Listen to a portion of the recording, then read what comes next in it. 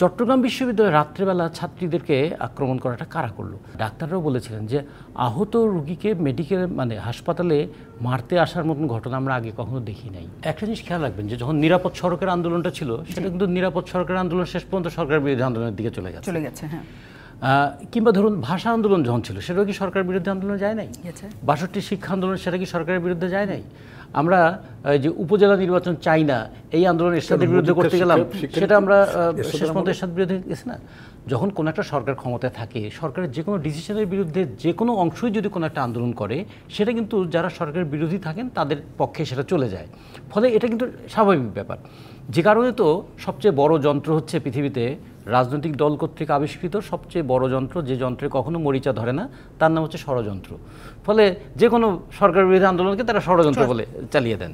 এটা সবাই ব্রিটিশ আমলেও করেছে, পাকিস্তান আমলেও করেছে, এখনও হচ্ছে। এবং যে সরকার ক্ষমতা থাকে দিন পর রিপন ভাইরাও ক্ষমতা আসলে তাদের বিরুদ্ধে যখন আমরা কথা বলবো তখন তারাও বলবেন যে আবার আমাদের বিরুদ্ধে ষড়যন্ত্র হচ্ছে। ফলে এটা শাসকদের একটা বলার বলি।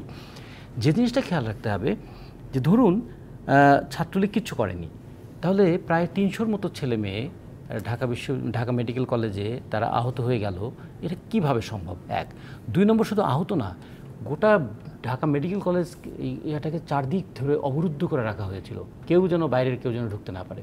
এমনকি ঢাকা মেডিকেল কলেজের দায়িত্বরত ডাক্তাররাও বলেছিলেন যে আহত রোগীকে মেডিকেল হাসপাতালে মারতে আসার মতন ঘটনা আমরা আগে কখনো দেখি নাই। সে কারণে গেট পর্যন্ত বন্ধ করে দেওয়া হয়েছিল। তো এগুলো কে করলো? এক। রাজশাহী বিশ্ববিদ্যালয়ে রাত্রেবেলা আক্রমণ করা সেটা কারা করলো? চট্টগ্রাম বিশ্ববিদ্যালয়ে রাত্রেবেলা ছাত্রীদেরকে আক্রমণ করাটা কারা করলো? আর জাহাঙ্গীরনগর বিশ্ববিদ্যালয়ে তো ঘটনাগুলো ঘটলোই, এগুলো তো আমরা দেখেছি।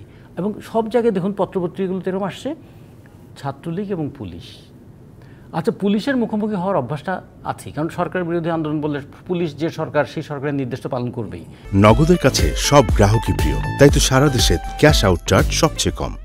কিন্তু যুক্ত করে দিচ্ছে ছাত্রলীগ এবং পুলিশ, কোনো জায়গায় যুবলীগ এবং পুলিশ। আপনারা একটু খেয়াল করে দেখবেন, পরশুদিন রাতে প্রধানমন্ত্রীর বক্তব্যের প্রতিবাদে যখন ছাত্রছাত্রীরা ক্যাম্পাসে বেরিয়ে এসেছিল, সেই দিন রাতে ঢাকা শহরের বিভিন্ন জায়গা থেকে শত শত মোটরসাইকেল দিয়ে যাদেরকে নিয়ে আসা হয়েছিল টিএসসি, তারপরে শাহবাগের মোড়, এমনকি আপনি খেয়াল করে দেখবেন হোটেল শেরাটন থেকে শুরু করে একদম মৎস্য ভবন পর্যন্ত পুরো জায়গা। আমি সেদিন বাংলা ভিশনের একটা প্রোগ্রাম শেষ করে রাতে একটা সময় ফিরছি, তখন থেকে সব অপেক্ষা করছে। তার মানে একটা প্রস্তুতি এরকম ঢাকা শহরের বিভিন্ন জায়গা থেকে নিয়ে আসা ছিলই। ফলে এটা ঠিক, আওয়ামী লীগ কি তা মাঠ ছেড়ে দেবে? আওয়ামী লীগ এটা মোকাবেলা করবে না? তা আওয়ামী লীগ তার উইং দিয়ে তো মোকাবেলা করবেই। আমরা বলি যে হ্যাঁ, রাজনৈতিক আন্দোলনে পাল্টাপাল্টি হয়, মারামারি হয়, সব কিছুই হয়, কিন্তু যে বিষয়টা নিয়ে মারামারি হচ্ছে পরে মারামারির মধ্যে বিষয়টা হারিয়ে যায়। ছিলটা কোটা সংস্কারের বিষয়, এখন কোটা সংস্কারের বিষয়টা হারিয়ে গিয়ে এখন অন্য বিষয় সামনে